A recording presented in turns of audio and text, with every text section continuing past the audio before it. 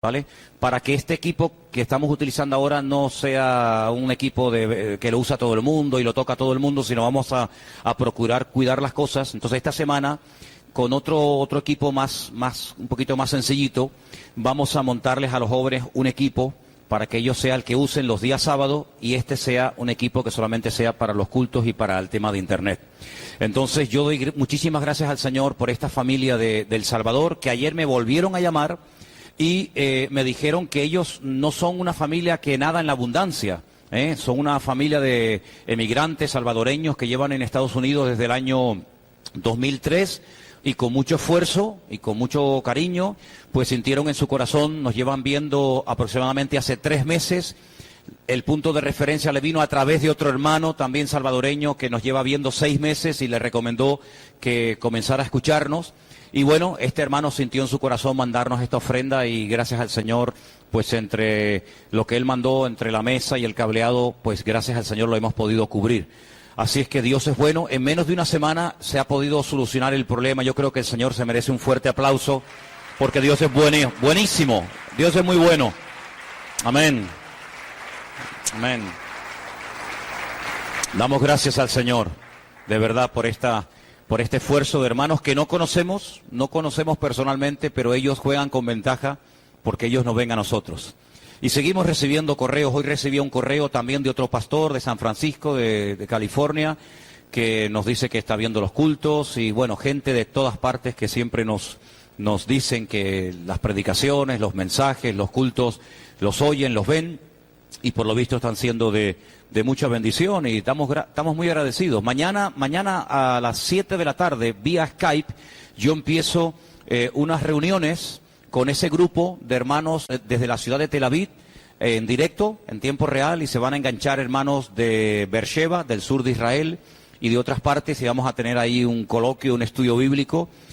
Y si hay algún hermano que tiene Skype y también quiere meterse, pues te puedo dar la dirección y podemos hacer ahí una conferencia de muchas partes del mundo. Así que damos gracias al Señor que cuando cuando la tecnología se usa para bien, trae mucha bendición.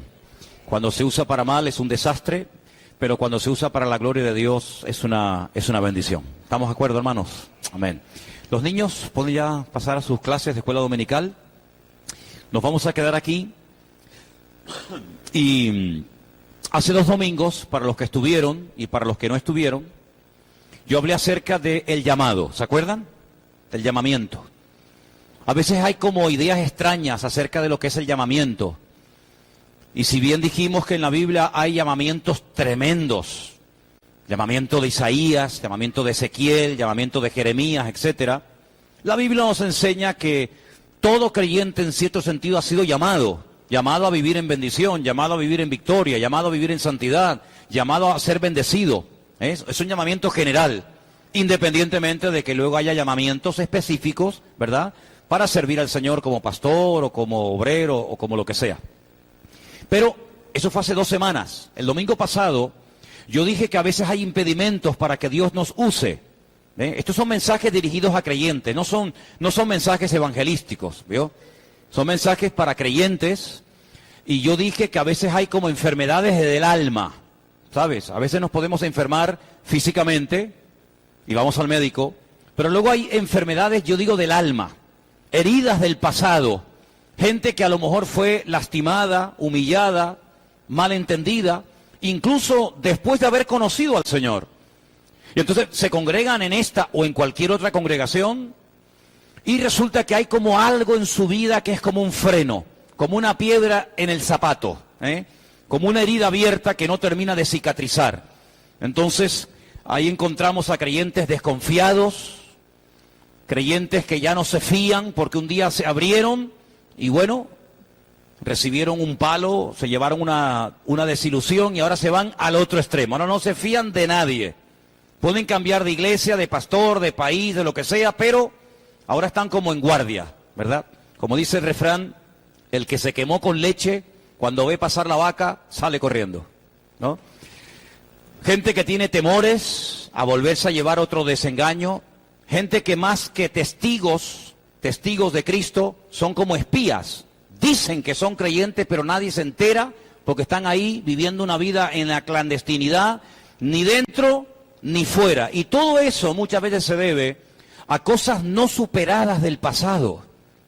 Ya sé que algunos de ustedes estarán pensando en ese texto bíblico que dice, de modo que si alguno está en Cristo, nueva criatura es. Amén. Las cosas viejas pasaron. He aquí todo es hecho nuevo. ¿Cuánto lo creen?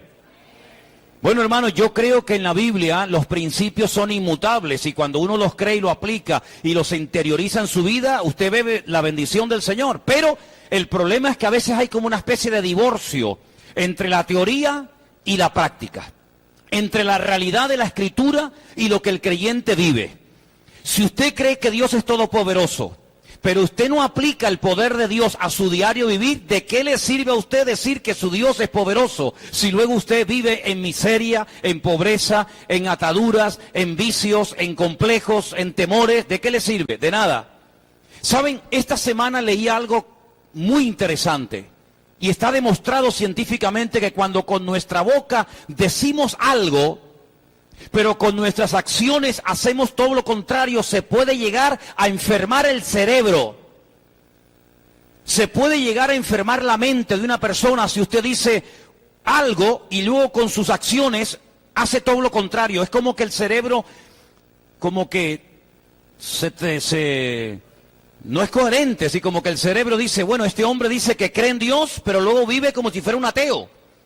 Este hombre dice que ama a su mujer, pero luego la desprecia y la humilla. Este hombre dice que el Señor está con él y que le va a bendecir y le va a abrir puertas, pero ante la más mínima situación negativa o problema o adversidad, se hunde. Entonces, son señales que le llegan a nuestro cerebro y a nuestra mente le hacen daño. Y hermanos, ¿cuántas veces nosotros pasamos del culto a la amnesia? En el culto estamos todos de acuerdo con lo que el pastor predica y dice algo y decimos amén. Y yo decía el otro día en las clases que estamos dando de hebreo que la palabra amén es una palabra muy importante. Y yo les dije, escríbanme en la pizarra la palabra amén. Y ahora escríbanme al lado la palabra fe. La palabra amén en todos los idiomas del mundo es la misma, amén. Pero tiene las mismas letras, menos una, de la palabra emuná, que significa fe. Luego la palabra amén está entroncada con la palabra emuná, que significa fe. Cuando usted dice amén, no solamente está diciendo estoy de acuerdo, no solamente es un sí afirmativo, sino que cuando yo digo amén a algo que estoy oyendo en la predicación, porque la palabra amén es una palabra que se emplea en las iglesias, no es una palabra que se emplea en los bares, en los colegios, en los parlamentos de los políticos, sino es una palabra, digamos, bíblica, una palabra religiosa, una palabra de connotación espiritual. Cuando usted dice amén, usted está diciendo que lo que se está diciendo detrás de esa expresión de amén es que yo creo en una serie de creencias, en una serie de principios morales y espirituales que gobiernan mi vida, con los cuales me siento 100% identificado, y entonces digo amén. Pero después le dije que escribieran la palabra madre. Entonces teníamos la palabra amén, la palabra emuná, que es la palabra fe, de la cual viene amén, y la palabra madre, que significa, o se escribe o se pronuncia em, porque la palabra en, de la cual viene la palabra fe, resulta que está entroncada con la maternidad. Ahora usted puede entender cuando el apóstol Pablo le escribe una primera carta al joven Timoteo y le dice algo como, Timoteo, la fe que usted tiene ahora, la fe que ahora te ayuda en el ministerio, es una fe que primero la tuvo tu abuela Loida y se la supo traspasar a tu mamá Eunice. Y ahora la fe de tu abuela, que antes era la fe de tu madre, ahora es la fe tuya también. Entonces pasó de la abuela a la madre y de la madre al hijo, 3 generaciones. Porque en el judaísmo, en la cultura bíblica, el padre era el responsable, es el responsable de transmitirle el conocimiento a los hijos. Porque la palabra hijo es igual que la palabra discípulo. Un discípulo es un hijo y un hijo es un discípulo. El primer discípulo que uno tiene en la vida es el hijo o la hija. Y el padre tiene que transmitirle los textos, los capítulos, las historias, en fin, el conocimiento bíblico a su hijo. Por eso se habla del Dios de Abraham, pero también era el Dios de Isaac, su hijo. Isaac le traspasó la fe a su hijo, a Jacob, el nieto de Abraham. Es algo que se va traspasando de generación en generación, y en cada generación esa fe llega más pulida que en la anterior. Por eso Jacob fue capaz de orar por una de sus esposas llamada Raquel, que era estéril. ¿Por qué? Porque ya su papá había orado por su madre, Rebeca, que también lo era. Y por eso Isaac tenía la fe de que su mujer, que era estéril, Rebeca, podía ser sanada, porque su madre, Sara, también lo fue. Es decir, las matriarcas, Sara, Rebeca y Raquel, habían sido estériles, pero Abraham era el punto de referencia y le enseñó a su descendencia que para Dios no hay nada imposible. Aunque la abuela fuera estéril, aunque fuera una mujer de 90 años, para Dios no hay nada imposible. ¿Cuántos dicen amén? Ahora, amados hermanos, cuando vamos a la palabra del Señor nos encontramos que como creyentes se tienen que producir cambios. La vida de un creyente es una vida de continuos cambios. ¿Cuántos dicen amén? Dígaselo al que está a su lado. Mire, hermano, la vida de un creyente es una vida de cambios continuos. Y vamos a verlo. Efesios capítulo 4, por favor. Efesios capítulo 4, se ha leído, si usted prestó atención, la lectura de hoy fue Efesios 5. Yo voy a leer en Efesios 4. El pasaje se titula La nueva vida en Cristo. Yo, para sentirme aún más identificado, le he puesto la vida nueva en Cristo. Le he cambiado el orden de nueva vida a vida nueva, así digo que este capítulo lo escribieron para nosotros. A partir del versículo 17... esta carta, que es una maravilla de carta, ahora hablaremos un poquito de ella, dice lo siguiente. Efesios 4, versículo 17. Esto pues digo y requiero en el Señor, que ya no andéis como los otros gentiles que andan en la vanidad de su mente, teniendo el entendimiento entenebrecido, ajenos de la vida de Dios por la ignorancia que en ellos hay, por la dureza de su corazón, los cuales después que perdieron toda sensibilidad, se entregaron a la lascivia para cometer con avidez toda clase de impurezas. Mas vosotros no habéis aprendido así de Cristo, si en verdad habéis oído y habéis sido por él enseñados conforme a la verdad que está en Jesús. En cuanto a la pasada manera de vivir, despojaos del viejo hombre, que está viciado conforme a los deseos engañosos, y renovaos en el espíritu de vuestra mente, y vestíos del nuevo hombre, creado según Dios en la justicia y santidad de la verdad.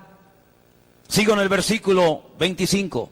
Por lo cual, desechando la mentira, hablad verdad cada uno con su prójimo, porque somos miembros los unos de los otros. Airaos, pero no pequéis. No se ponga el sol sobre vuestro enojo, ni deis lugar al diablo.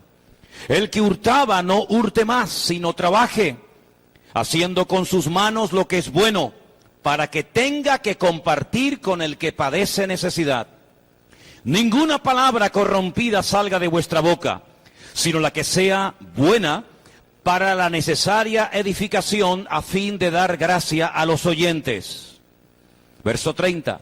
Y no contristéis al Espíritu Santo de Dios, con el cual fuisteis sellados para el día de la redención. Quítense de vosotros toda amargura, enojo, ira, gritería y maledicencia y toda malicia.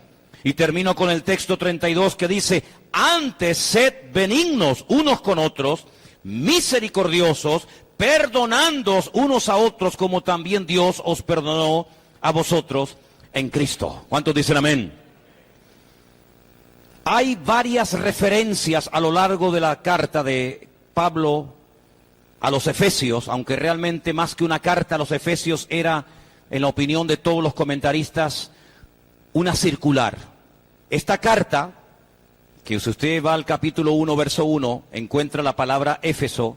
En el texto original, en los manuscritos que nos han llegado, la palabra Éfeso no aparece.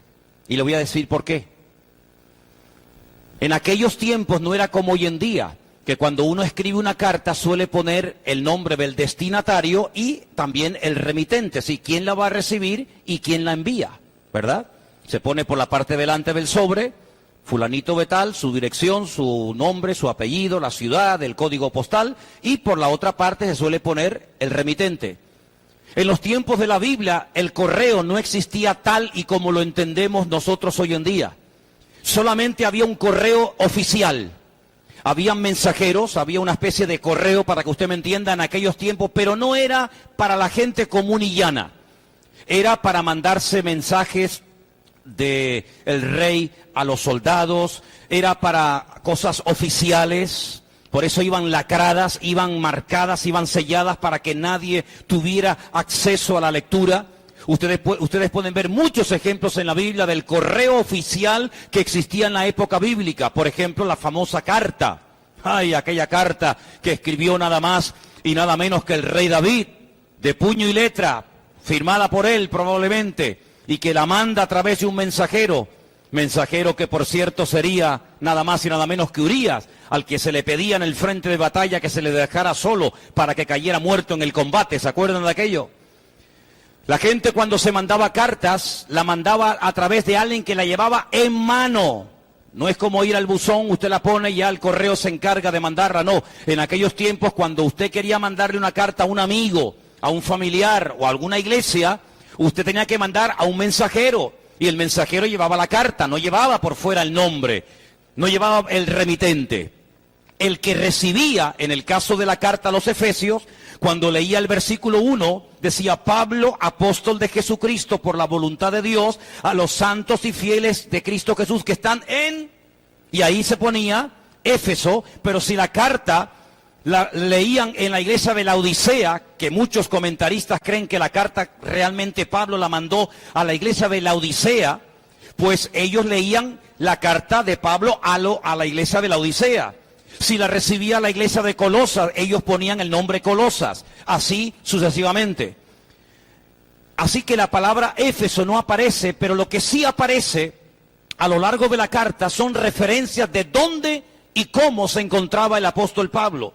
Por ejemplo, si usted lee conmigo en Efesios capítulo 3, versículo 1, dice: por esta causa yo, Pablo, prisionero de Cristo Jesús, por vosotros los gentiles. Luego, en la misma carta, Pablo dice que él está preso en Roma. Luego, esta carta forma o pertenece a las famosas epístolas de prisión. Otra referencia, capítulo 4, verso 1. Yo pues preso en el Señor, os ruego que andéis como es digno de la vocación con que fuisteis llamados. Segunda referencia. Tercera, capítulo 6, verso 20. Por lo cual soy embajador en cadenas, que con denuedo hable de él como debo hablar. Es decir, hay tres referencias en la carta de Pablo a los Efesios, capítulo 3, capítulo 4 y capítulo 6, donde él dice que él está preso. Está privado, entre comillas, de libertad, pero aprovecha el tiempo. Y dicen algunos que Pablo escribió al mismo tiempo, en la misma fecha, año 63, aproximadamente después de Cristo, primer siglo, faltaban 7 años todavía para la destrucción del templo de Jerusalén. En el año 63 él escribe 2 cartas muy parecidas, con un pequeño matiz o diferencia que ahora les voy a comentar. La carta a los Colosenses y la carta a los Efesios. La diferencia entre una y otra, aunque hay 55 versículos de Colosenses que son exactamente iguales a 55 versículos que encontramos también en la carta de Pablo a los Efesios. 55 versículos idénticos, ¿verdad? Aunque en la carta de Pablo a los Efesios hay 70 palabras, 70 expresiones que no aparecen en ninguna parte del Nuevo Testamento más que en las cartas de Pablo a esta iglesia. Bueno, pues las cartas se mandaban en la mano, ¿verdad? Y cuando llegaban, pues evidentemente la carta que recibía la iglesia la tomaban como si fuera una carta escrita específicamente para ellos. Pero la carta a los Efesios realmente era una circular que tenía que ser leída en muchas congregaciones, porque es una carta que se escribió para los gentiles que salían del paganismo, que salían de la idolatría y se convertían a Cristo y aceptaban al Señor como el Mesías. Y había que enseñarles cómo vive un cristiano, cómo piensa un cristiano, cómo habla un cristiano, cómo se comporta un creyente, porque ellos tenían mentalidad pagana, mentalidad idólatra, mentalidad mundana. Y Pablo da unas directrices y unos principios morales y espirituales para que ellos ahora cambien su forma de hablar, cambien su forma de pensar y lógicamente cambien su forma de vivir. La diferencia entre Colosenses y Efesios es que en Colosenses el Señor pone de relevancia la supremacía de Cristo como la cabeza de la iglesia. Y en Efesios pone como relevancia la supremacía de la iglesia como cuerpo de Cristo. ¿Se da cuenta?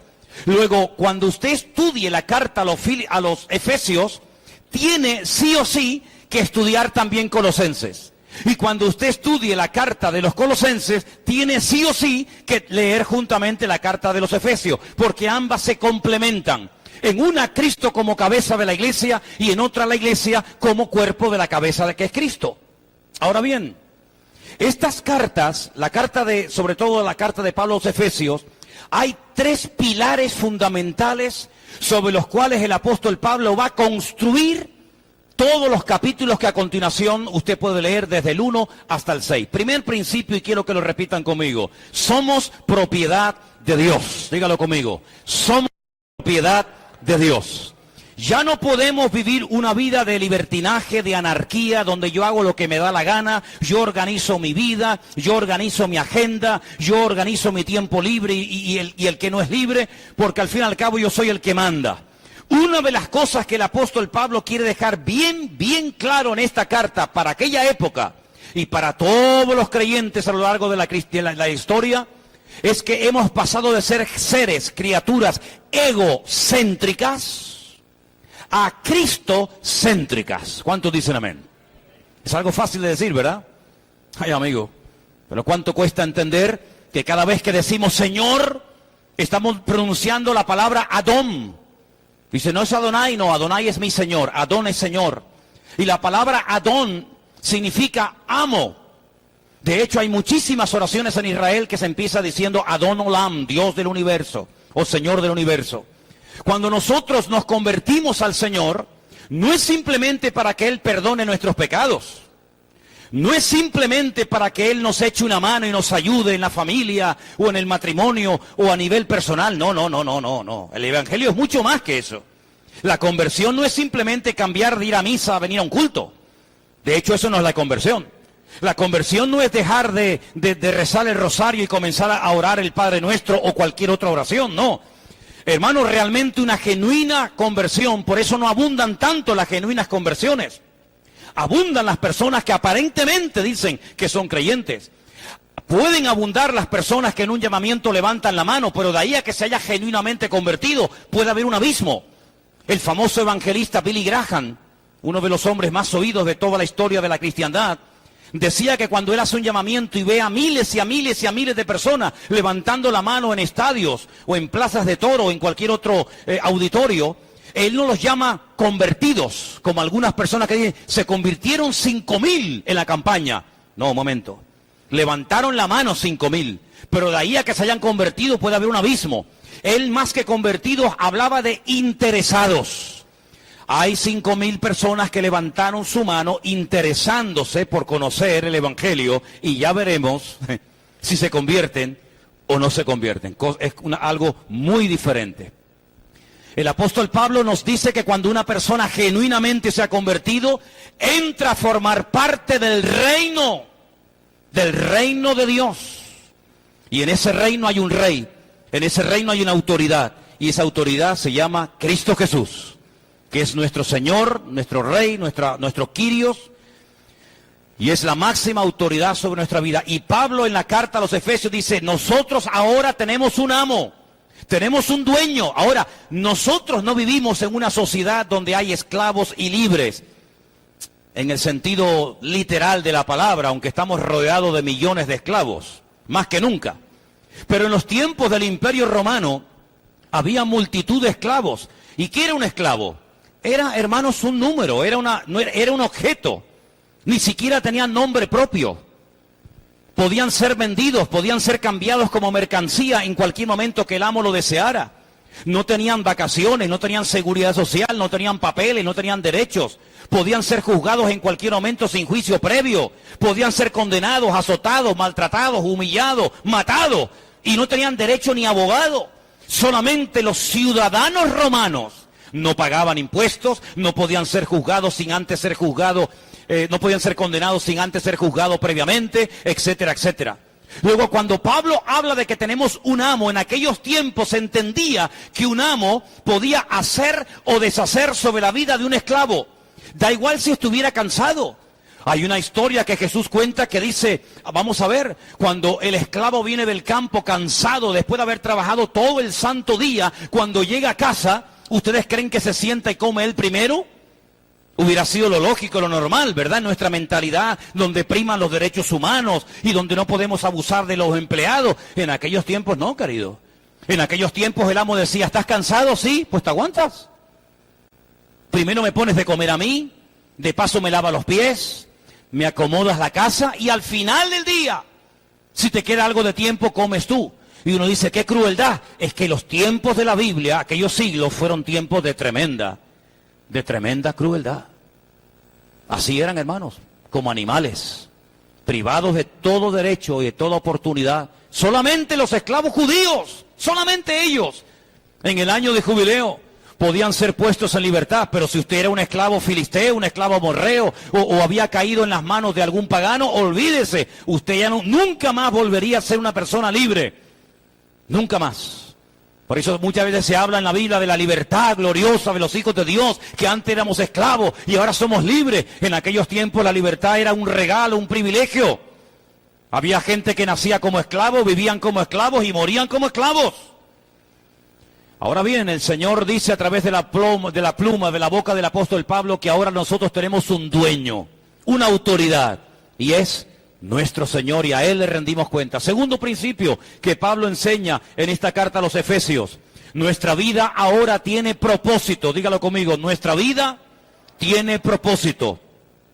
Primero era que somos propiedad de Dios. Segundo, nuestra vida tiene un propósito. Es decir, si Dios te ha comprado es porque hay algo en tu vida que Él quiere usar. Nadie se le ocurriría comprar a un esclavo simplemente para tenerlo como un objeto decorativo en una casa. Se ponía una especie de plataforma, de tarima, se les desnudaba y entonces se pujaba. ¿Cuántos dan? 1.000, 2.000, 1.500, 8.000, 4.000.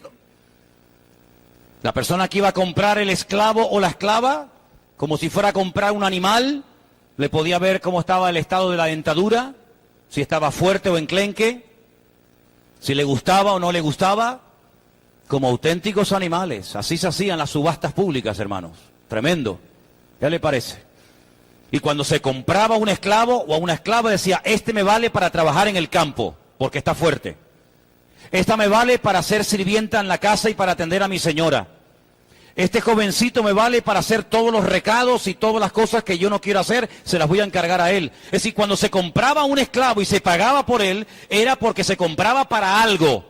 Bueno, ¿no hemos sido nosotros igualmente comprados? ¿No nos compró el Señor Jesucristo a precio de sangre? ¿Cuántos dicen amén? Luego, si Él nos compró, fue por algo. Eso quiere decir que tu vida y la mía tienen un propósito. Tienen una misión que cumplir. Y ese es el gran factor que marca la diferencia en la vida de un creyente y en otro. Si está cumpliendo o no con el propósito, con la misión para la cual el Señor lo llamó.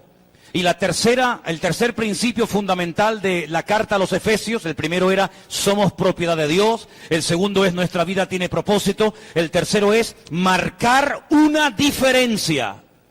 Es decir, somos esclavos de Cristo, Él nos ha comprado con su sangre, pero no para que pasemos desapercibidos, sino para que nuestra vida sea diferente, para que la gente observe que nosotros somos esclavos por amor del Señor, pero esclavos con alegría, esclavos que hablamos diferente, pensamos diferente, actuamos diferente.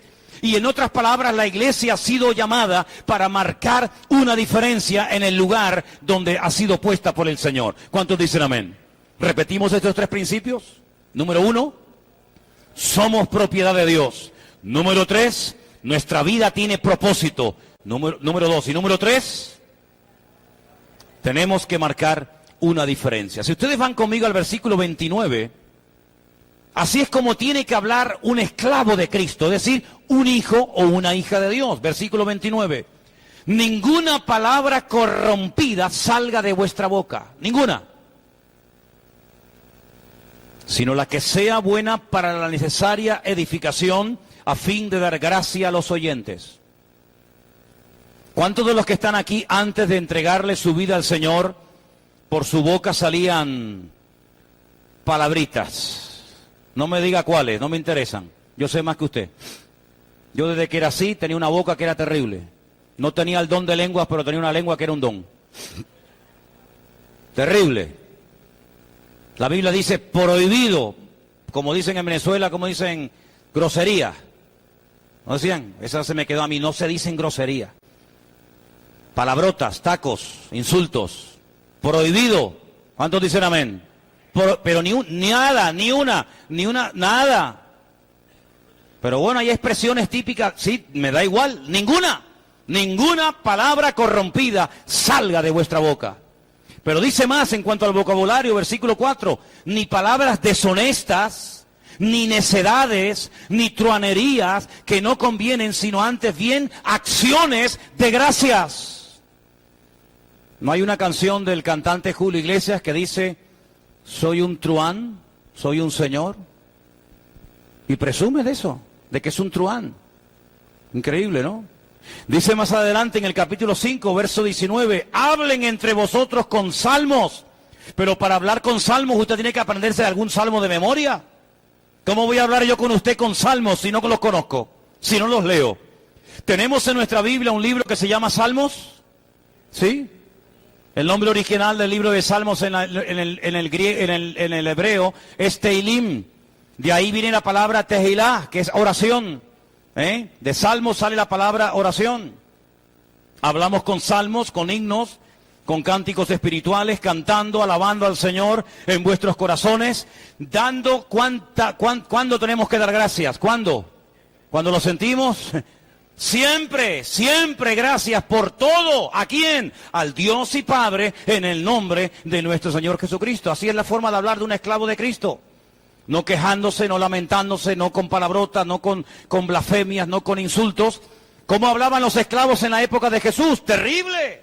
Maldecían a los otros esclavos, maldecían a sus amos. Una característica de un esclavo de Cristo es que habla diferente. Es un esclavo, pero no se queja. Es un esclavo, pero no se lamenta. Es un esclavo y bendice. Y si no puede bendecir o porque no quiere o no puede, se mantiene cerrado, porque en boca cerrada no entra mosca. ¿Cuántos dicen amén? La forma de hablar. Pero mire, por ejemplo, en el versículo 17. Esto pues digo y requiero en el Señor que no andéis como los otros gentiles que andan en la vanidad de su mente. La forma de pensar de un esclavo de Cristo, de un hijo, de una hija de Dios, es diferente. ¿En qué piensan los gentiles? En otras palabras, ¿en qué piensan los que no tienen a Cristo? En tonterías, en presumir, en aparentar, en fingir, en imitar a otras personas. Sin embargo, la mente de un creyente no puede estar ocupada en esas vanidades, sino los pensamientos de un creyente tienen que ser diferentes. Tiene que haber una pureza de labios, una pureza moral, una pureza en los ojos, una pureza en todos los aspectos y áreas de nuestra vida. Porque la vida de un cristiano es una vida en continuo cambio. No es que yo hablo de que cambié hace 30 años cuando conocí al Señor, me quedé ahí. No. Ese fue el cambio principal, pasar de muerte a vida. Pero yo dije el domingo pasado, y lo recuerdo, que cuando el Señor Jesucristo resucitó a Lázaro, Lázaro no podía caminar, porque Lázaro salió atado con unas vendas y con unas ligaduras que le impedían moverse. El Señor Jesucristo le dio vida, ya no era un muerto. Pero el Señor Jesucristo antes de marcharse dio una orden, ¿se acuerdan cuál fue? Desatadlo. Desatadlo y dejadlo ir. ¿Cómo va a ir Lázaro así por la vida? No puede caminar, tiene que ir como un canguro dando saltitos. Va atado, así no se puede servir al Señor, así no se puede dar testimonio. Así no se puede vivir atado, y tú no puedes vivir atado por lo que te hizo tu marido, tu padre, tu madre, el vecino, el pastor, fulanito, menganito. No, hermano. Dios nos ha llamado a vivir en la libertad gloriosa de los hijos de Dios. ¿Cuántos dicen amén? Si seguimos un poquito más adelante, nos vamos a dar cuenta que hasta con el tiempo, fíjate tú, el tiempo, tenemos que tener mucho cuidado. Capítulo 5, verso 16, dice, aprovechando bien el tiempo. ¿Por qué? Porque los días son malos. Es decir, abundancia de tiempo libre fue uno de los grandes problemas que llevó a la ruina y a la perdición a los habitantes de Sodoma y Gomorra. Eso dice la Biblia. Abundancia de pan, es decir, demasiado, abundancia, prosperidad. Cerraron la mano al prójimo, no se identificaron con la necesidad del prójimo, y dice que tenían abundancia de tiempo libre. Cuando una persona está continuamente pecando o pensando tonterías es porque tiene demasiado tiempo libre, porque para pecar hace falta tiempo. Así que organice bien su tiempo, su lista de prioridades, de tal manera que no tenga tiempo ni para pecar. ¿Cuántos dicen amén? Ahora, hay 3 palabras que en este capítulo que hemos leído se mencionan, porque usted sabe que el Nuevo Testamento se escribió ¿en qué idioma? En griego. Y el griego es un idioma como el hebreo muy rico, muy rico. Y hay una serie de palabras y de expresiones que se traducen de una forma, pero cuando uno profundiza en ellas, la riqueza es tremenda. Pablo dice que los gentiles, los que no conocen al Señor, tienen una mente llena de vanidades. Pero una de las palabras, hay 3, pero una de las palabras que Pablo emplea es la palabra porosis.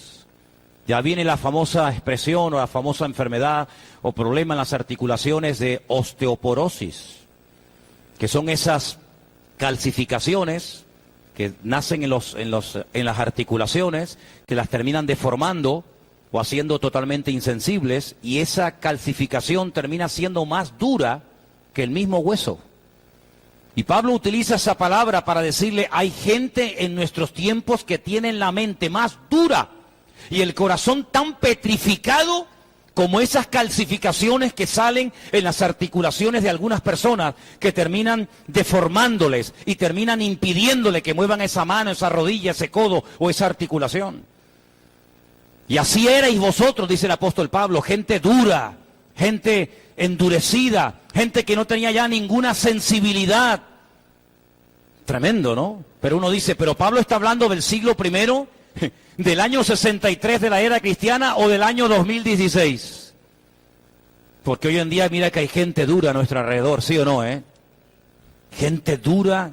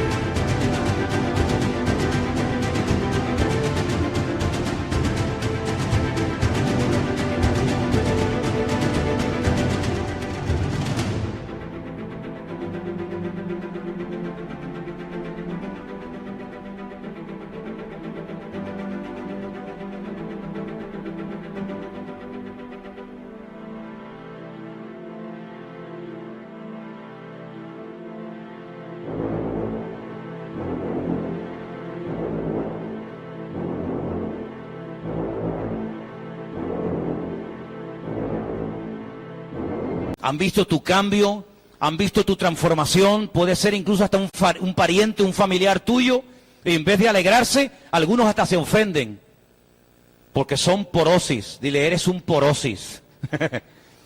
Una persona endurecida, sin ninguna sensibilidad a las cosas del Señor, petrificado. Otra palabra que emplea es la palabra aselgeía. Y tengo aquí la definición de esta palabra que aparece en el texto original y significa, escucha, es una disposición a todo tipo de pecados. Es decir, están abiertos a lo que sea. Hombres, mujeres, niños, niñas, de noche, de día, con 1, con 4. Impresionante. Abiertos a todo, pero lo malo. Cuando le habla del Señor se cierran. pero para lo pecaminoso están abiertos. Esa palabra tiene que ver con una actitud que hoy en día está muy al orden del día, y es que la gente llegará a un punto en el que no tendrán vergüenza por el pecado que están practicando. No lo ocultan, no se preocupan de lo que puedan pensar los que lo están viendo, porque son personas que han perdido toda sensibilidad, como hemos dicho, pero toda vergüenza, no les importa nada, no tienen escrúpulos, y además alardean y presumen y están orgullosos de su desorden. Y ahí tenemos todos los años, no solamente en Madrid, sino en muchas ciudades del mundo, el famoso Día del Orgullo Gay. Orgullo gay. Porque están orgullosos de ser unos degenerados. Porque están orgullosos de llevar una vida de desorden, antinatura. Los famosos sexólogos a nivel mundial, Master and Johnson, dijeron, y no son cristianos, dijeron que la homosexualidad y el lesbianismo son auténticas aberraciones sexuales. Y hay enfermedades que contraían en un principio los homosexuales, que los que no lo eran no las contraían. Luego, lógicamente, se transmitieron a todo tipo de personas. Dios ama a los homosexuales, por supuesto que sí, pero no va a permitir ni el pecado de ellos ni el de ningún otro pecador, porque Dios dice que la paga del pecado es la muerte. Y la homosexualidad no es una enfermedad. La homosexualidad es un desorden que puede ser corregido solamente con el poder de Dios, porque muchísimos homosexuales son auténticos amargados y gente que son esclavas y personas que incluso han querido salir de eso, pero no pueden, porque hay como una especie de atadura en su vida. Ya sé que si esto lo ve más de uno en los medios de comunicación dirán que somos fanáticos, me da igual lo que digan. Hay en algunas naciones, y una de ellas, Estados Unidos, en algunos estados, que usted ya no puede decir absolutamente nada de los homosexuales, porque tienen más derechos ellos que los que no lo son. Pero a mí me da igual lo que opinen los medios de comunicación, y me da igual si me multan, y me da igual si me encarcelan, me da exactamente igual. La homosexualidad es un pecado antinatura. Dios creó a un hombre para una mujer y a una mujer para un hombre, y cuando el hombre rompe la estructura divina, que se atenga a las consecuencias, mi querido hermano. Y lamentablemente este país fue el primero de Europa. Qué gran orgullo, ¿no? El primero de Europa, antes que Italia, antes que Francia y antes que otras naciones, en aprobar el matrimonio entre hombres y entre mujeres. Y así le va a España, que no levanta cabeza, y dudo que la levante, porque todavía no ha pedido perdón por haberse saltado a la torera, como se suele decir vulgarmente, los principios establecidos por la palabra de Dios. Y no ha habido ni uno, ni de derecha, ni de izquierda, ni de centro, que haya tenido el valor de decir esto es un desorden, esto no agrada a Dios, esto trae consecuencias a corto y a largo plazo, pero como son cobardes, porque detrás de esa gente hay votos, son capaces de casarse hasta con el diablo con tal de sentarse en la poltrona. Pero nosotros no nos casamos con nadie, nosotros no queremos agradar al hombre, nosotros queremos agradar al Señor. Y desde aquí nuestra iglesia Vida Nueva denuncia que la homosexualidad es un pecado, pero se puede salir de ese pecado como de cualquier otro con la ayuda del Dios Todopoderoso. A Él sea la gloria y a Él sea el honor. Aleluya. Pierden la vergüenza, no les da ninguna vergüenza, ya no tienen que pecar a ocultas. Yo me acuerdo, hace años, los que fumaban porros, ¿qué lo hacían a escondidas? No se les veía. Hoy en día lo hacen a cara descubierta, no hay ningún problema. Se siente peor el que los observa que el que comete el pecado. Así era la sociedad de los griegos. Los griegos sí eran muy cultos, los griegos eran una filosofía tremenda, le daban una importancia tremenda al culturismo, al hedonismo, pero eran unos auténticos degenerados. Y así va a ser una de las características de la generación de los últimos tiempos, la degeneración, la depravación total y absoluta. Pero hay una tercera palabra, y es la palabra plenonexia. Esta palabra los griegos la definían como una codicia arrogante. Déjeme que le lea una pequeña definición. Esta palabra significa ansia incontrolada de poseer lo que le pertenece a otra persona. Hay mujeres que se empeñan en robarte el marido, y le da lo mismo si tu marido es un buen hombre, si tiene hijos, si lleva contigo 20 años o 15 días, le da exactamente igual. Se les mete entre ceja y ceja robártelo, y hasta que no lo consigan, no van a parar. Son personas que se dejan utilizar por los demonios, personas que, como dice la Biblia, hurtan, matan y destruyen. y no sienten ningún tipo de pudor, sino todo lo contrario.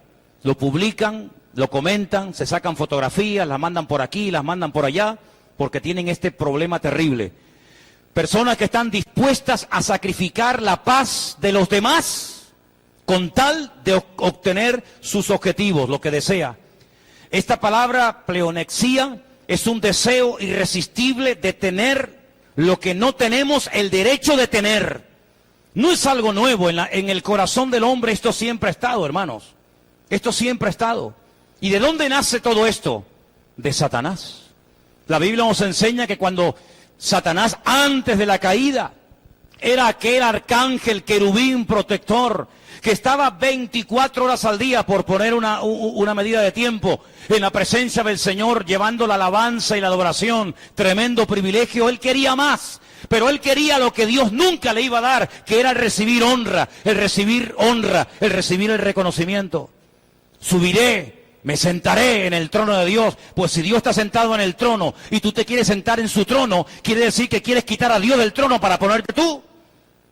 Pero así hay gente hoy en día en la vida. No les importa, no tienen ningún tipo de prejuicios. Si tengo que robar los ahorros de una persona mayor porque quiero quedarme con ese dinero, lo hago. Si tengo que engañar, mentir, ultrajar, manipular, pisotear o incluso hasta matar, lo hago. Porque es una ansia que me carcome el alma y hasta que no consiga lo que quiera, no voy a parar. Así era Acab. ¿Se acuerdan de Acab? Hace poquito hablamos de él. Uno de los reyes más perversos, el más perverso de la historia del pueblo de Israel, casado con la perversa Jezabel.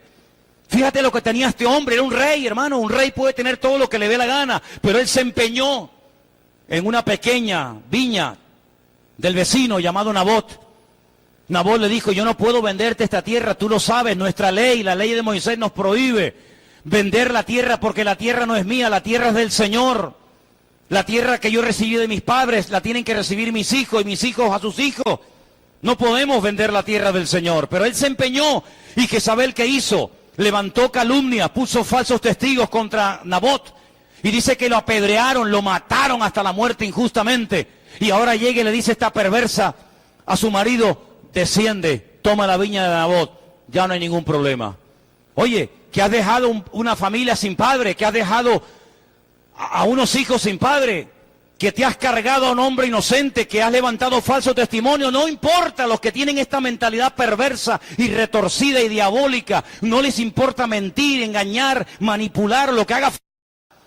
Fíjate cómo está describiendo Pablo la mentalidad de los griegos en su época. Gente insensible, gente petrificada en el alma, en el corazón, gente sin ningún tipo de vergüenza. Así eran las personas a las cuales Pablo quería alcanzar para el Señor Jesucristo. ¿Y sabe lo que les dice? Y así eran muchos de ustedes. Pero ¿quién fue el que ablandó el alma? ¿Quién fue el que hizo esa obra milagrosa de derretir esos corazones? El Señor Jesucristo, cuando entró en sus vidas. Pero, hermanos, la herencia espiritual que recibimos pesa mucho, más de lo que ustedes imaginan.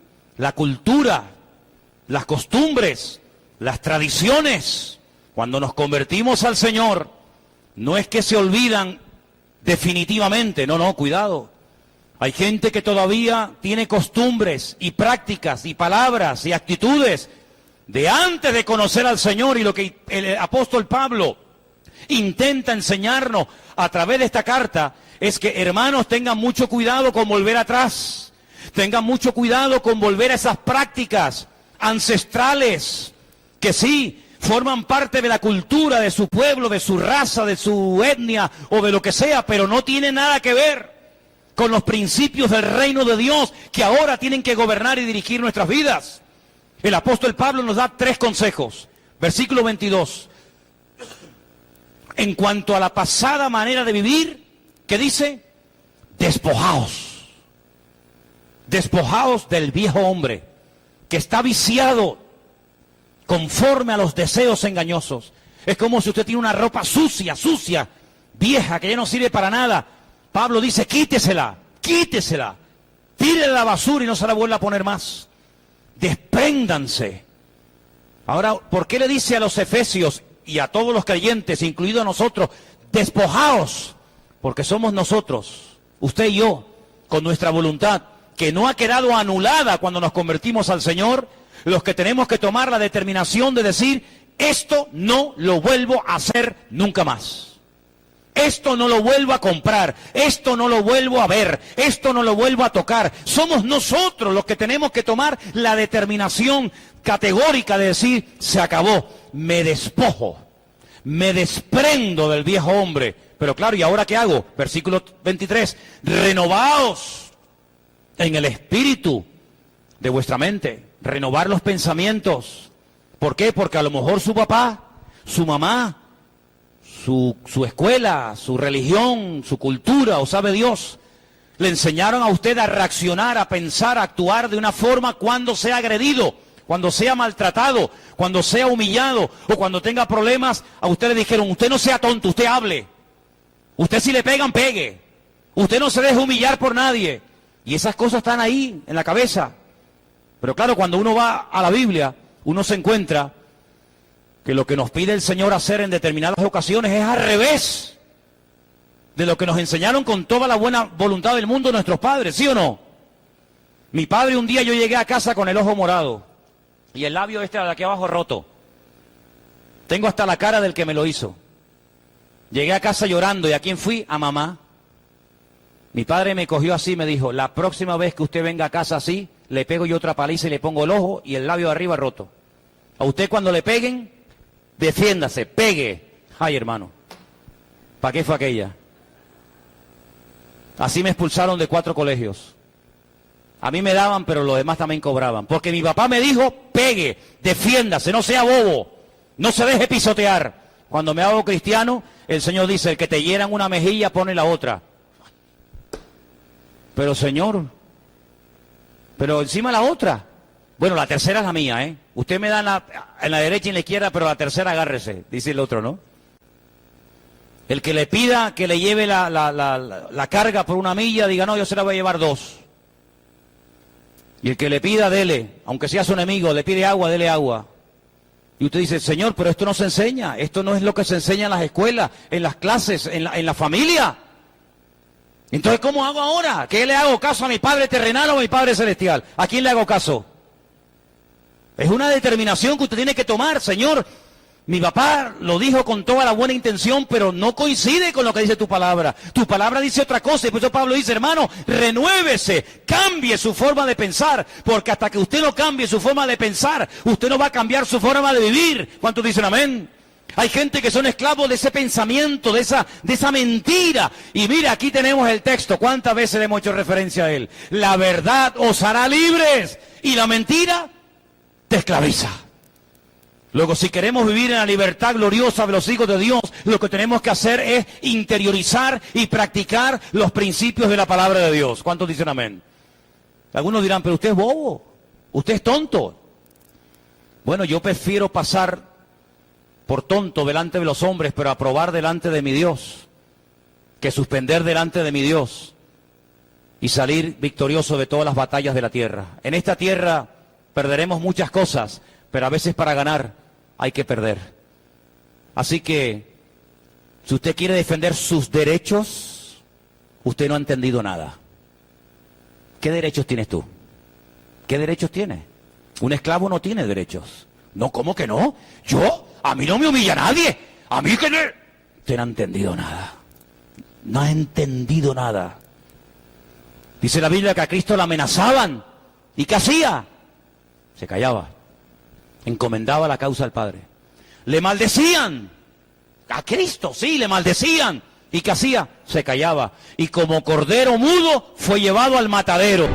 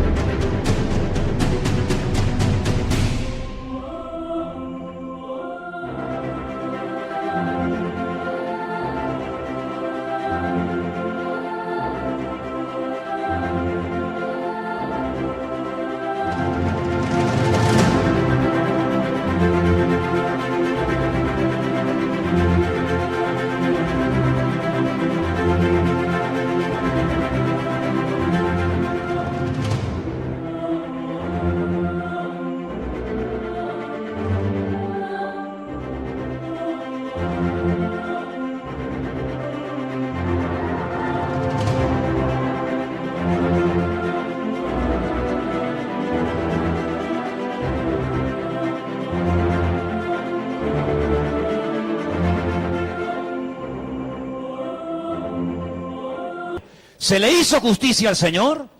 ¿Tuvo un juicio justo? Pero si estaba todo amañado, si aquello no era juicio ni era nada.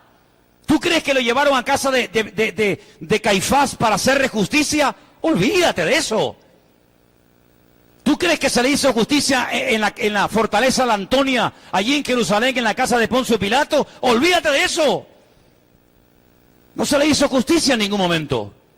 Él podía haber dicho, cuidadito conmigo, cuidadito, que soy el alfa y la omega, soy el león de la tribu de Judá. Soy el primero y el último, el verbo hecho carne. ¿Soy qué? Delante de ustedes no voy a discutir, porque si el Señor, mi Dios, quiere esto en este momento para mi vida, me voy a gozar. Y el apóstol Pablo aprendió esto, a base de sangre. Dice, a partir de ahora voy a hacer algo que puede resultar absurdo y ridículo y antinatura. Voy a comenzar a gozarme en mis debilidades.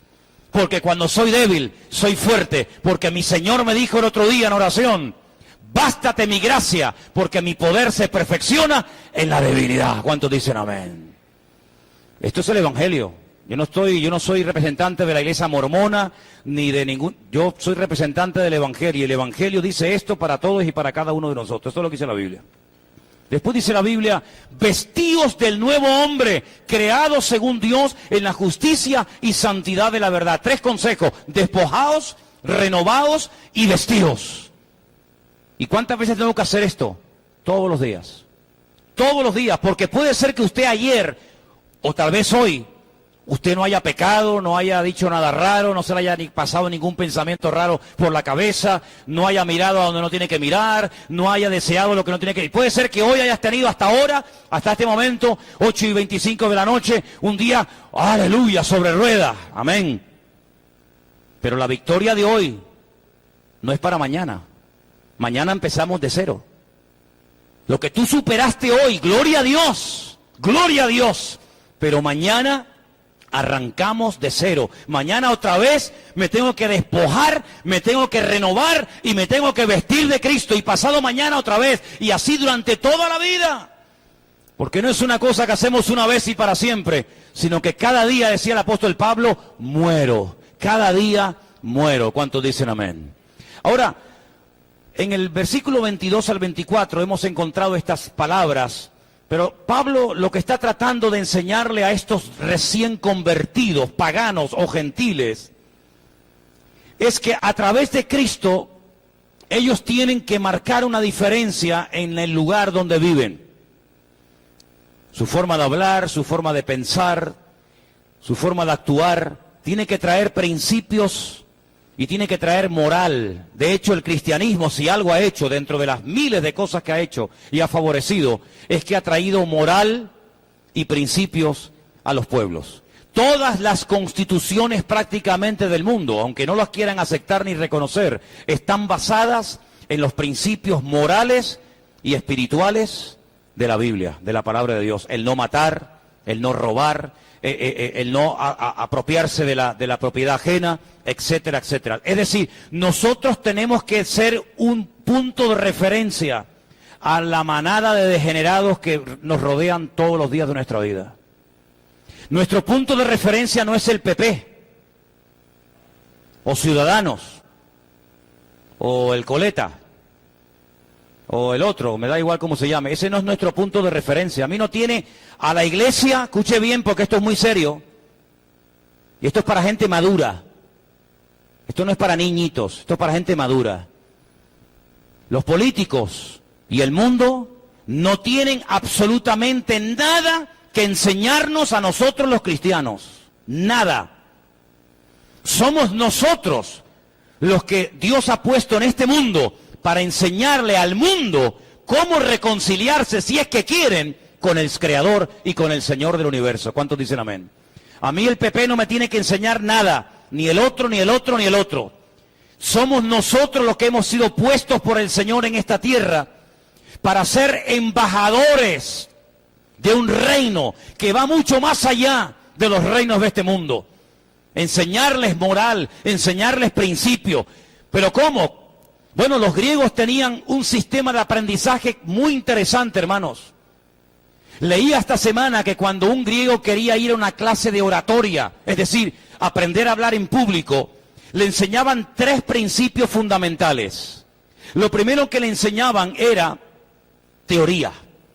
Lógicamente, todo en la vida tiene una teoría. Tocar un instrumento tiene una teoría. A ver, pregúntale a Armandito para que vea la teoría que tiene la música. Mucha teoría. Cuando usted quiere sacar el carnet de conducir, lo primero que tiene que aprender, ¿qué es? La teoría. Hay mucha teoría. Hemos dado homilética en la iglesia, hemos dado hermenéutica. Hay mucha teoría. Y lo primero que se le enseñaba a los jóvenes que querían ser oradores, grandes filósofos en la época del Imperio Romano, en aquellos tiempos, era la teoría. Pero luego se les decía algo muy interesante, y es que imitaran a su maestro. De ahí que el apóstol Pablo en varias ocasiones utiliza la expresión de imitadme a mí. Es decir, yo les he enseñado el evangelio, yo les he enseñado, yo les he dicho lo que se tiene que hacer y lo que no se tiene que hacer. Yo les he dicho cómo se predica y cómo no se predica. Yo les he enseñado lo que hay que creer y lo que no hay que creer. Yo les he enseñado todo, la teoría. Pero si ustedes quieren decir, ¿y eso cómo se hace? Dice Pablo, imítenme a mí. No es que Pablo fuera perfecto, no. Pero por ejemplo, ustedes, ¿a quién oraban antes? A Afrodita, a Apolos. ¿Cómo adoraban ustedes, mujeres paganas y gentiles, a vuestros dioses? Prostituyéndose. El acto más sublime, el acto de más devoción y sacrificio que una mujer devota a una divinidad griega o romana de aquella época podía hacer, ¿cuál era? Vender su cuerpo, ofrecer su cuerpo. Y ofreciendo su cuerpo en el altar para que otros abusaran de ella, estaba demostrando que ella se entregaba en cuerpo y alma a sus dioses. El apóstol Pablo veía mujeres desnudas, con el pelo totalmente rapada, porque así se ofrecían aquellas mujeres en aquella época, y se ofrecían en Corinto a todas las personas que venían al templo de Artemisa, de Júpiter, de Eros, de Cibeles, etcétera, etcétera.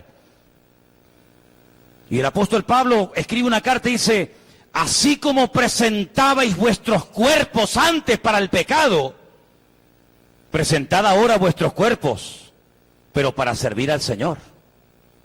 Porque ahora os avergonzáis de lo que hacíais con vuestros cuerpos, porque no os queda nada de aquello. Pero ahora presentad los miembros de vuestros cuerpos para santificar a Dios. Es decir, lo que antes utilizabas para lo malo, ahora utilízalo para lo bueno. Y llega un punto en el que dice, presentad vuestros cuerpos en sacrificio. Y tú dices, ¿qué estás diciendo? ¿Que nos matemos? No, como sacrificio vivo, santo, agradable a Dios, que es vuestro culto racional, no irracional, disparatado, sino es un culto que tiene raciocinio, un culto que tiene moral, un culto que tiene principios. Y usted puede presentar su cuerpo, sí, pero cuidado, en sacrificio vivo, de una forma santa. Y si usted, hermana, practicó la prostitución, le decía Pablo en aquel tiempo, por ejemplo, a las hermanas de Corinto, y usted no quiere que la gente sepa ahora, en su nueva vida en Cristo, que usted fue una prostituta sagrada en los templos de la época, y claro, cuando le vean que usted no tiene pelo, la gente va a decir, ah, mira, esta fue una prostituta, póngase un velo, tápese el pelo, tápese la cabeza, para que nadie sepa si tiene o no tiene cabello. Pero cuando le crezca el pelo, quítese el velo, porque a la mujer, dice la Biblia, en lugar del velo, Dios le dio su pelo. Pero si usted se lo quitó y se los entregó a un ídolo pagano, como hay gente en religiones que todos conocemos, que se cortan el pelo y se lo ofrecen a sus dioses, sus santos y sus vírgenes, pues ahora usted tome una medida preventiva, ¿hasta qué? Para que nadie le recuerde su pasado. Porque nadie tiene derecho a juzgarle por lo que usted ha sido, pero todo el mundo tiene derecho a juzgarnos por lo que somos hoy en día. ¿Cuántos dicen amén? La Biblia nos dice que tenemos que juzgar y mirar atrás a lo que hicimos en el pasado, o los hermanos o las hermanas, pero la Biblia dice que cuando alguno predica o profetiza en la iglesia, todos los demás tienen que juzgarlo, examinarlo y decir amén si es de Dios, o rechazarlo si no es de Dios. ¿Cuántos dicen amén? Así que, hermano, eso es lo que dice la Biblia. Vete y no peques más. Pero si te vas y sigues pecando, entonces tú no has entendido absolutamente nada. Por lo tanto, lo que Pablo está diciendo es que tenemos que enseñarle moral. El respeto se ha perdido. Es una frase que oímos diariamente. Los alumnos han perdido el respeto a los maestros. Los hijos han perdido el respeto a los padres y así un largo etcétera. Antiguamente se le tenía temor, respeto a la policía. Hoy en día, en algunos casos, hasta la policía le tiene miedo a ciertas y determinadas personas y barrios que ni siquiera quieren entrar allí. Todo ha cambiado. Hoy en día lo malo es bueno y lo bueno es malo. ¿Cómo se puede recuperar eso? ¿Cómo podemos enseñarle al mundo que hay un estilo de vida diferente, de respeto, de orden, de sometimiento? ¿Quién va a enseñar eso? ¿Qué partido se va a proponer? ¿Qué partido pone en su programa electoral? Vamos a enseñar como asignatura prioritaria el respeto de los hijos hacia los padres. Ninguno, porque aunque lo intente va a ser un fracaso. Vamos a enseñar moral. Vamos a enseñarle a España a vivir una vida moral. Vamos a enseñarles a orar. Vamos a enseñarles a tener una buena relación los padres con los hijos y los hijos con los padres. Vamos a enseñarles principios para que las familias se lleven bien. Olvídese de eso. Pero Dios ha puesto en este mundo a su pueblo, a su cuerpo, a su iglesia, para que a través de tu boca, de tu vida y de la mía, podamos decirle al mundo que hay una forma diferente de vivir. Y por eso tenemos toda la autoridad y cuidado cuando digamos eso. Mundo, mírenos a nosotros para que vean lo que Cristo ha hecho en nuestras vidas. ¿Cuántos dicen amén? Es una tremenda responsabilidad, ¿no le parece? Ahora, déjeme que le diga algo y quiero terminar haciéndole una pregunta. ¿A quién imita la gente hoy en día? ¿A quiénes imitan? ¿A quiénes observan? ¿A los triunfadores? ¿A los que han marcado una diferencia por lo que han hecho o por lo que han dicho? ¿A los que son diferentes? Si yo le pregunto a ustedes, hermanos, ¿me podría dar usted 5 nombres del Eibar Club de Fútbol? Dice, ¿de quién? Dice, Eibar, ¿eso qué es? Ni saben, ¿no? ¿Me puede decir usted 3 nombres de los jóvenes del equipo del Barrio de la Salud? ¿Me puede usted decir 3 nombres de futbolistas famosos? Dígamelo, dígalo. ¿A qué saben? Es que a mí no me gusta el fútbol, pero lo sabe. ¿En quién se fija la gente? Los chicos, ¿el nombre de quién quieren llevar en su camiseta en la espalda? ¿De los que pierden?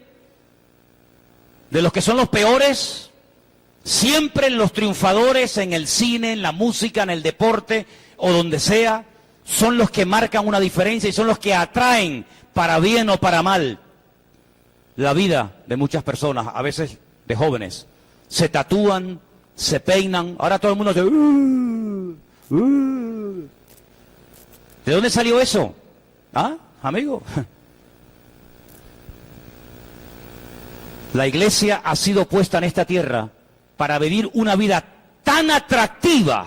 Escúcheme bien lo que le digo, Tenemos que vivir una vida tan atractiva que la gente diga, yo quiero ser y quiero tener lo que ese hombre y lo que esa mujer tiene. Esa es la vida que tenemos que vivir nosotros. Por eso yo me vuelvo otra vez al mensaje del domingo pasado y le digo, hermano, ¿qué imagen estamos proyectando?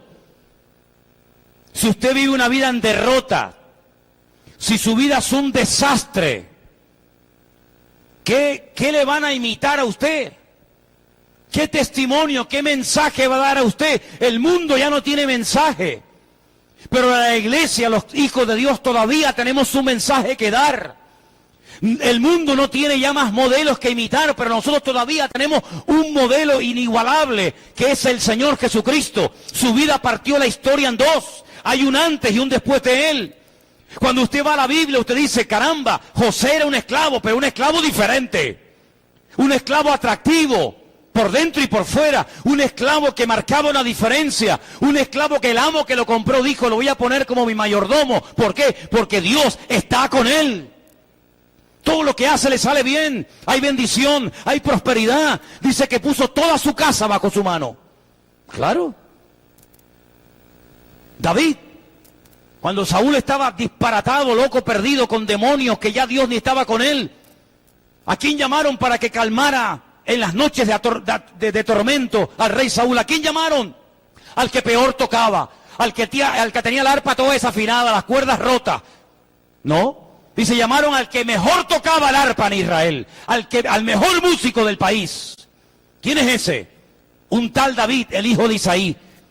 Un hombre que cuando toca los demonios sale corriendo. Un muchacho que tal vez no es muy conocido, pero cuando toca la gracia, la unción de Dios está con él, de que hasta el mismísimo rey de Israel dice que se pone a escucharlo y puede dormir y puede conciliar el sueño, porque cuando David toca el arpa es como si Dios trajera un bálsamo a través de sus manos. Amigo, ¿y el Señor Jesucristo? ¿A quién seguían en su época? ¿A quién? ¿A Caifás? ¿A Barrabás? ¿A quién seguían las multitudes? Venían de Siria, venían de Grecia a escucharlo a él. La gente hacía kilómetros y kilómetros, días y días viajando. ¿Para ir a dónde? Para ir a escucharle a él, porque él enseñaba, dice, con autoridad. Él echaba fuera demonios, él daba de comer a las multitudes hambrientas, él abría los ojos de los ciegos, y estaba la gente horas y horas y horas y horas escuchándole, sin comer, sin beber. ¿Por qué? Porque era diferente. ¿Dónde vivía Isaac? ¿Dónde vivía? En Beer Sheba. Beer significa pozo, Sheba 7, el lugar de los 7 pozos. 7 pozos recibió como herencia de su padre. Pero ¿qué pasó? Los filisteos se los tapaban, le echaban piedras, le echaban tierra, y el pobre Isaac se iba a otro sitio, abría un pozo, se lo volvían a taponar, se iba a otro sitio, se lo volvían a taponar, hasta que dice que llegó a Rehobot.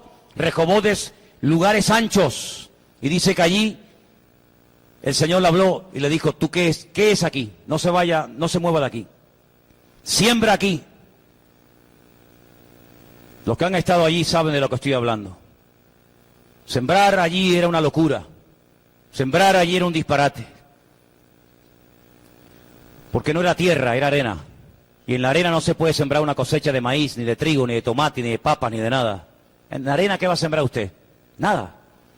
Pero el Señor le dijo: usted siembra ahí, no se mueva de ahí, siembre. Dice la Biblia que sembró ese año. Y cuando llegó el tiempo de la cosecha, ¿qué dice la palabra? ¿Usted lo sabe, sí o no? Cosechó a 100 por 1. Una cosecha impresionante, fuera de toda posibilidad humana. Ay, amigo, vinieron los filisteos. ¿Y vino quién? El jefe de los filisteos. Y pactaron con él. Le pidieron perdón y dijeron: reconocemos que la mano de Dios está contigo. Dice que le llegaron a tener envidia, le llegaron a tener celos. El diablo le tiene envidia y celos a un verdadero creyente, a un creyente que está comprometido, a un joven que vive una vida ordenada y santa. El diablo le tiene envidia y celos. No se tiene envidia y celos de nadie si esa persona no desprende algo que esta persona quiere tener. Pero Isaac desprendía bendición, Isaac desprendía presencia. ¿Cómo puede este muchacho en pleno desierto tener una cosecha más grande que yo en una tierra fértil y con buenas aguas? Esto tiene que ser un milagro. Claro, es que cuando la gente ve un cambio en tu vida, no te van a dar la gloria a ti, le van a dar la gloria al Dios tuyo. Y dice que ese año pactaron con Isaac. Hermanos queridos, estamos viviendo un momento en el que este país está descabezado. Estamos en un país sin cabeza. Pero nosotros tenemos una cabeza. Y se llama Cristo. Y nosotros somos su cuerpo. Y cuando el cuerpo está conectado a la cabeza, el cuerpo no tiene que tener ningún temor. Pero recuerde siempre esto. Yo sé que es muy sencillito, hasta los niños lo pueden entender. No es el cuerpo el que le dice a la cabeza lo que tiene que hacer, sino es la cabeza la que le da las instrucciones al cuerpo. Hay creyentes que cuando oran le dicen a Dios lo que tiene que hacer, cuándo y dónde y cómo. No, ya no vivo yo, más que se haga tu voluntad en mi vida. Usted es cuerpo, puede ser que en ese cuerpo usted sea oreja, puede ser que en ese cuerpo sea boca, puede ser que en ese cuerpo sea nariz, pero no es cabeza. Ninguno de nosotros somos cabeza, somos miembros los unos de los otros, bien unidos, pero tenemos todos una cabeza en común. Y esa cabeza es nuestra autoridad, es nuestro Adón, es nuestro Señor. Y de Él vienen las instrucciones. Y por eso cuando nos levantamos por la mañana y cuando nos levantamos y hacemos frente al día y a la vida, le tenemos que decir al Señor: ¿qué quieres que haga hoy? ¿Cuáles son tus instrucciones? Díctame, Señor, el plan, la agenda para este día. Y cuando nosotros nos sometemos a Él, y nos despojamos de nosotros mismos, de nuestra sapiencia, de nuestra experiencia, de nuestra sabiduría. Como dijo el apóstol Pablo, cuando fui a vosotros, ustedes saben lo que yo les predicaba. ¿Qué les predicaba? A Cristo crucificado. ¿Para qué? Para que no se quedaran sorprendidos, ni enganchados, ni cautivados a humana sabiduría, sino que vuestra fe esté puesta en el Dios vivo y en el Dios verdadero. Eso es lo que predicamos. La gente allá afuera tiene que ver en nosotros algo diferente. Mañana cuando vayas a trabajar, cuando vayas al instituto, a la universidad o donde sea, marca una diferencia.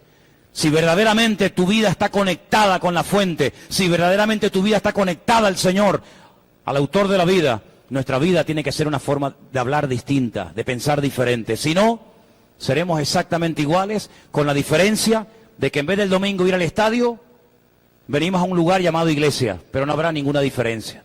Con la diferencia de que en vez de haber ido el domingo a la playa, hemos venido a un culto. Pero si nos oyen hablar igual, pensar igual, reaccionar igual y actuar igual, ¡qué vida atractiva! ¿Qué diferencia estamos marcando? Ninguna. Así que, hermanos, tenemos un propósito en la vida. Que Dios te ayude a cumplirlo. Pero no puedes pasar mucho tiempo de brazos cruzados.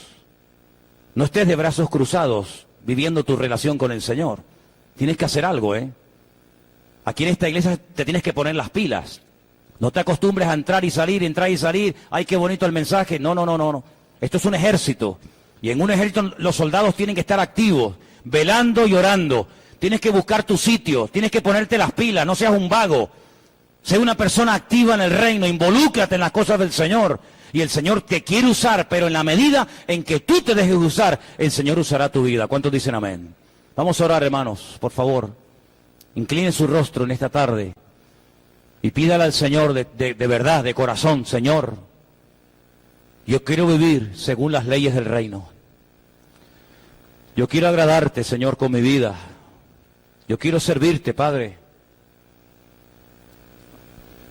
Si hay costumbres, tradiciones, palabras, cosas en mi vida que no son de Dios, quítalas de mí, Señor.